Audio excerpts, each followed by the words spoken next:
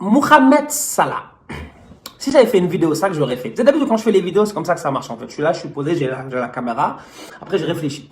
Et aujourd'hui, si j'avais fait un débrief, la première personne que j'aurais attaqué en tant que tel, franchement, on va être très sérieux, c'est Mohamed Salah. En fait, j'aurais même pas beaucoup réfléchi, j'aurais commencé directement en disant Mohamed Salah. Parce que Mohamed Salah, faut qu'on en parle. Mohamed Salah ne respecte absolument personne. Et Samuel Eto'o, franchement, il a raison. Et merci à Samuel Eto'o pour les mots qu'il a eu aujourd'hui envers Sadio Mané. Et pour le tacle à la carotide qu'il a mis à Mohamed Salah. Parce que Mohamed Salah, on va être très sérieux.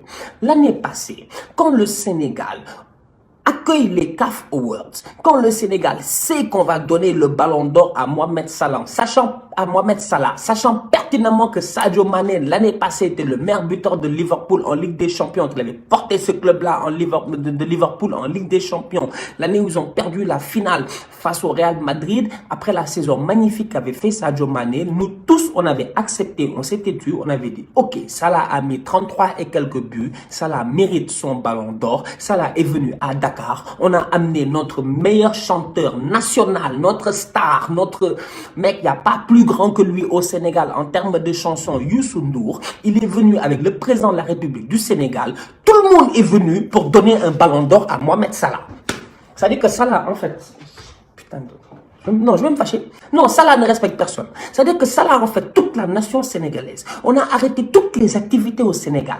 Tout le monde était là. Le président, les ministres, Youssou N'Dour, Sadio Mané. Tout le monde a dansé pour Mohamed Salah. On lui a donné son ballon d'or. On se rappelle de lui qui danse à gauche et à droite. Il fait son djalkati et tout. Tout ça que pour que Mohamed Salah, aujourd'hui, ne vienne pas à la cérémonie du ballon d'or. Pourquoi? J'aurais fait un débrief, ça aurait été mon intro. Pourquoi? En fait, Salah, tu te fous de qui? C'est-à-dire que le ballon d'or aurait pu être au Kenya, en Namibie, je sais pas, au Togo, au Burkina Faso, au Maroc, n'importe où dans le monde, Salah aurait pu ne pas venir. Je dis, ok, il ne veut pas faire le déplacement, le ballon d'or est chez lui. On a remis le ballon d'or aujourd'hui chez lui, dans son pays, Mohamed Salah. C'est-à-dire qu'au pire des cas, si tu ne viens pas pour Sadio Mané, viens pour ton tonton, ta tata, tes oncles, tes tantes, je sais pas, mec, ta belle famille, viens pour quelqu'un, il y a des gens en Égypte que tu... Il n'est pas venu. En fait, Salah ne respecte même pas les gens de sa famille. Il n'est pas venu. Non, Salah ne respecte personne. Franchement, on va être très sérieux. Mohamed Salah ne respecte personne. Et franchement, je suis très déçu. Très, très déçu de Mohamed Salah, qui est un mauvais perdant. Un très grand mauvais perdant. Mohamed Salah n'est pas sérieux. Je le répète encore une fois, Salah n'est pas sérieux. Franchement, Salah, tu ne dois pas faire ça. Mec, dans la vie, on peut gagner, on peut perdre. Mais dans la vie, quand tu perds, tu te tais, tu acceptes ça avec humilité et tu continues à avancer. D'autant plus que l'année passée, tu as gagné. Cette année, il n'est pas venu. Non, franchement, non, je suis découragé. Je suis découragé de Mohamed Salah. Mohamed Salah, franchement, je suis découragé. En fait, Salah, aujourd'hui, il nous a... C'était la cerise sur le gâteau. C'était juste pour nous montrer réellement que son comportement, c'est pas faux. Il est comme ça de nature, Mohamed Salah. Il est comme ça. Il est juste comme ça. Il est égoïste, en fait. Lui, il s'en fout. Lui, il s'en fout. Et puis demain, tu vas le voir. Il va mettre ses photos à l'entraînement. Demain matin, vous allez voir demain. Vous allez voir demain. Je peux vous jurer que demain, allez voir le Instagram ou le Twitter de Mohamed Salah. Vous allez voir les photos à l'entraînement à Melwood en train de sourire comme ça. Il va faire smile. On s'en fout de ton smile, frère. La Khoya s'en fout de ton smile. Ton smile n'intéresse personne. Tu es là à smile, va smile tout seul. Parce qu'aujourd'hui, franchement, si tu es là à smile en club, c'est parce qu'à côté, tu as Firmino et tu as Mané. Tu as des mecs qui sont en train de se donner à 200% pour toi. Franchement, aujourd'hui, Mané, il reçoit son ballon d'or, son premier ballon d'or. Tu n'as même pas fait l'effort de faire le déplacement. Et comme je dis encore une fois, ce n'était pas dans un autre pays, c'était dans ton pays. Ça me fait mal. Ça me fait mal. Non, c'est décourageant. Décourageant. Franchement, décourageant. Non, heureusement. C'est-à-dire que je ne pouvais pas faire de vidéo aujourd'hui parce que il y a des trucs que tu ne peux pas dire dans un débrief. Tu vois, il y a des trucs que je ne peux pas dire dans un débrief. Je suis désolé pour les gars qui sont sur YouTube, là. C'est dommage parce qu'il y en a qui sont juste sur YouTube, ils vont rater ça, ils ne sauront pas. Mais il y a des trucs que tu ne peux pas dire dans un débrief que ça fait mal. Tu ne comprends pas. Tu essaies de réfléchir, tu te dis, c'est quel genre de méchanceté humaine, naturelle, gratuite comme ça? C'est quoi ça? C'est quoi ça? C'est quoi ça? C'est quoi ça? Franchement.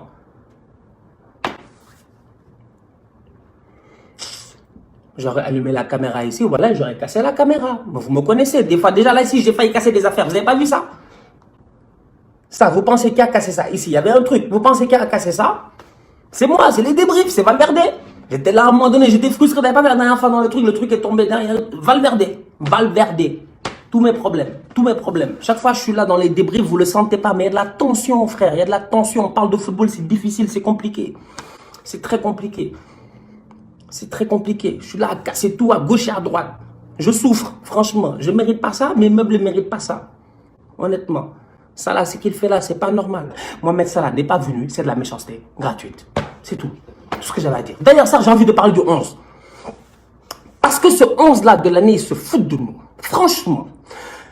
Facilement, comme ça, c'est facile à dire. Onana dans les buts, je suis d'accord. Onana, aujourd'hui, il est exceptionnel. Parce qu'aujourd'hui, dans les buts, à mon humble avis, franchement, ça aurait pu être entre Onana et l'autre. Et quand je parle de l'autre, tout le monde va se dire de qui il parle en ce moment. Je vais vous dire de qui je parle en ce moment. Je parle de Alagbe. Alagbe, le Béninois. Où sont mes Béninois? Mes Béninois, si vous êtes là, lâchez-moi les cœurs. Je veux voir les cœurs monter. Franchement, je vous dis Alagbe, la grande muraille de Cotonou. Cet homme extraordinaire, franchement, va être très sérieux. Aujourd'hui, à mon humble avis, c'était entre Alagbe et Onana. Ils l'ont donné à Onana, peut-être à cause de la Ligue des Champions. Je ne peux pas le lui enlever. Il a été énorme. Donc, sur ce point-là, voilà. On n'y peut rien. On n'y peut rien. Donc voilà. Donc sur ce point-là, moi je suis d'accord. Donc Onana, bon écoute, voilà, c'est ça. Achraf, tu n'y peux rien. Franchement, Achraf, il est fort. Latéral droit en Afrique en ce moment, je pense que même Achraf aurait pu être le même latéral droit et latéral gauche. Parce que Serge Aurier, latéral gauche, c'est une foutaise. Que fait Serge Aurier dans notre 11 de l'année africain? C'est-à-dire que moi, en lancement, j'ai envie d'aller revoir les 11 de départ de la CAN et d'aller voir c'est qui le latéral gauche de l'Ouganda et le latéral gauche de je sais pas quel pays, de Madagascar. Parce que voilà, des mecs qui auraient mérité plus que Serge Aurier d'être aujourd'hui dans le 11. On va être très sérieux. Que fait Serge Aurier aujourd'hui dans notre 11? J'ai une question. Serge Aurier, l'année passée, qu'est-ce qu'il a fait avec la Côte d'Ivoire? Il n'a rien fait. Lorsque la Côte d'Ivoire joue ici des matchs importants et capitaux en Coupe d'Afrique des Nations, Serge Aurier ne les a pas joués. Pourquoi? Parce qu'à un moment donné, durant la CAN, il s'est fâché, il a frappé la table, il s'est cassé le doigt ou je sais pas quoi. Bref, Serge Aurier était out. Serge Aurier, avec Tottenham, il n'a rien fait l'année passée. C'était Kieran Trippier qui était titulaire. Donc, que fait Serge Aurier aujourd'hui dans le 11 de l'année? C'est-à-dire que moi, aujourd'hui, je veux devenir fou tout seul. Je vous ai dit, je ne peux pas faire de vidéo. Il y a des choses que je ne peux pas dire dans une vidéo. 10 minutes, c'est trop court. Expliquez-moi, Aurier.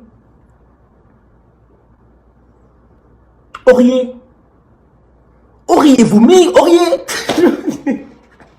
Auriez-vous mis Aurier? Non, personne n'aurait mis Aurier. Aurier, franchement. Bon. Koulibaly, il n'y a rien à dire. On est tous d'accord sur ce point-là. Ici, Sarki parle de Koulibaly en mal. Sardar, il va se disputer avec moi. Koulibaly, grand joueur, grand dérougador. L'année passée, il n'y a rien à dire. À la Coupe d'Afrique des Nations, ça a été un mastodonte. Il n'a pas de chance. Il ne joue pas la coupe, il joue pas la finale. Parce que l'arbitre lui donne un carton jaune alors que le tacle, il était bon. Le tacle était bon. Il était appuyé, mais il était bon. Et en Serie A, ça ne se siffle pas. Mais l'arbitre l'a quand même sifflé. Bref, Koulibaly, aujourd'hui, ici, dans le 11, il mérite sa place. Donc, Onana, on est d'accord. Achraf, on est d'accord. Koulibaly, on est d'accord. Auriez-vous mis Aurier? Non, on ne l'aurait pas mis. Donc, Aurier, on n'est pas d'accord. Maintenant, on va être très, très sérieux. Comment il s'appelle? Joël Matip. Il fait quoi ici? En fait, Joël Matip, là, c'est à cause de la Ligue des Champions. En fait, là, tu te rends compte qu'en fait, des fois, en Afrique, il y a 2 poids, 2 mesures. Parce qu'à mon humble avis, franchement, il y a des gars qui ont fait des grandes Coupes d'Afrique qui méritaient d'être ici. Bref, ils ont mis Joël Matip juste parce que le gars a fait une superbe Ligue des Champions. Ça, il ne faut pas le lui enlever. L'année passée, à côté de Van Dijk, il y avait un gars qui était là pour le sauver. C'était Joël Matip. Il a été très bon. Donc ça, franchement, bon, écoutez, on n'y peut rien. Les Camers, il faut toujours qu'ils se placent. Anyway, c'est bail de Camers.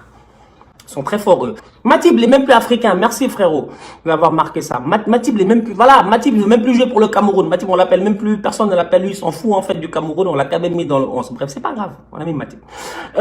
Mahrez, au milieu de terrain. Bon, c'est parce qu'en attaque, il fallait mettre Salah. Tu vois, Salah, comme c'est son pays, les gars ont dit, on va le mettre.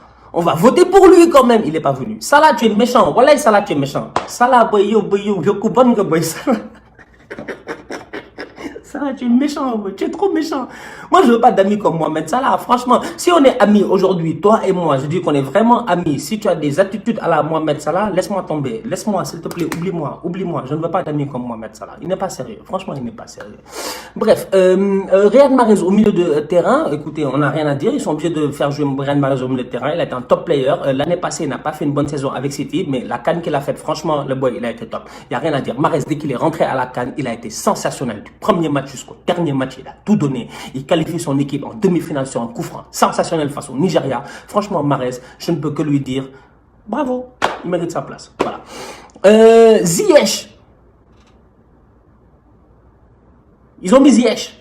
J'ai dit, en fait, il y a des gars aussi, je comprends pas. Si on se base sur la Coupe d'Afrique, je mets pas Ziyech. Parce que Ziyech à la CAN, il aurait pu beaucoup mieux faire. Ziyech, d'ailleurs, il rate le penalty face à qui? À l'Agbe. Bref, tout ça pour dire que Ziyech aurait dû qualifier son équipe, il ne l'a pas fait. Ils me mettent Ziyech dans le 11, je dis, ok, Ziyech a fait une grosse Ligue des Champions. Très grosse Ligue des Champions. Ils ont été sensationnels en Ligue des Champions, l'Ajax. Mais à mon humble avis, franchement, aujourd'hui, j'aurais préféré mettre un Bennacer à la place de Ziyech. Pourquoi? Parce que Bennacer, aujourd'hui, il a été élu le meilleur joueur de la Coupe d'Afrique des Nations. Ou au pire des cas, j'aurais sorti Ghana, avec tout le respect que j'ai pour lui, et j'aurais mis Bennacer à sa place. Bref, en tout cas, entre Ghana et puis Ziyech, il y en a un des deux qui méritait pas d'être là. Mais on va être très sérieux. Franchement, entre Ghana et Ziyech, il y en a un des deux qui méritait pas d'être là. Franchement, bon. Voilà ce que j'avais à dire. En tout cas, bon, peut-être que je me trompe pas, mais après, moi, je dis, c'est mon avis. Après, j'ai le droit de donner mon avis. Voilà. Je pense. Salah, il est là. Qu'est-ce que je te dis? C'est dans son pays, donc voilà.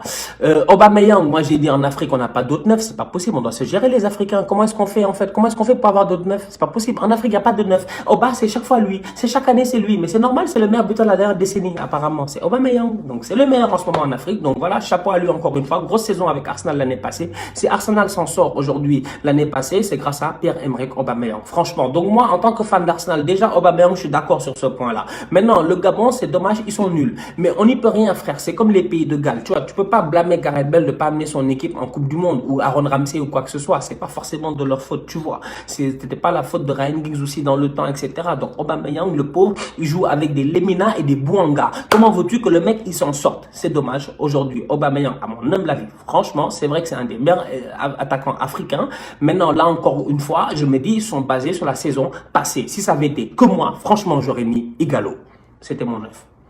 Chacun ses choix. Chacun ses choix. J'aurais mis Igalo. Peut-être même à la limite Bounedjah. Parce que voilà un vrai bandit lui. Un vrai bandit de la Coupe d'Afrique des Nations. Parce que voilà les boys qui m'ont fait rêver durant la CAN. Maintenant aujourd'hui tu me mets Aubameyang. Je me dis c'est à cause de sa grosse saison avec Arsenal. Mais comme je dis, Bounedjah aurait mérité sa place à la place de Aubameyang. Et Igalo aurait mérité en tant que meilleur buteur aussi sa place. Voilà. C'est tout. Sadio Mané, c'est Sadio Mané, il est là, il n'y a pas de doute, c'est le ballon d'or. Voilà, bah. Donc pour moi, c'est ça le 11, hein. Franchement, le 11, moi, c'est comme ça que je le vois. Mais comme je reviens encore au problème, le grand problème de ce 11-là, et je le répète encore une fois, c'est que fait Serge Aurier dans ce 11. Franchement, quand tu vois le petit Attal, là, le petit Algérien, l'année passée avec Nice, il fait une saison extraordinaire. Il arrive à la Coupe d'Afrique, il fait une Coupe d'Afrique extraordinaire. Je pense qu'il se casse le bras ou il se luxe le bras contre la Côte d'Ivoire. J'étais au stade ça ce jour-là. Je pense que c'est la Côte d'Ivoire. Ou la Guinée en 8e ou en quart, il se luxe le bras ou un truc comme ça, Attal, et on le revoit plus. Alors qu'Attal, franchement, c'était un top player l'année passée, tu vois. Donc, il y a des boys qui méritaient plus leur place aujourd'hui dans cette équipe-là que Serge Aurier. Que fait Serge Aurier ici? En fait, à un moment donné, il y a un lobby des Ivoiriens. Ils sont très forts, ouais. Très, très forts.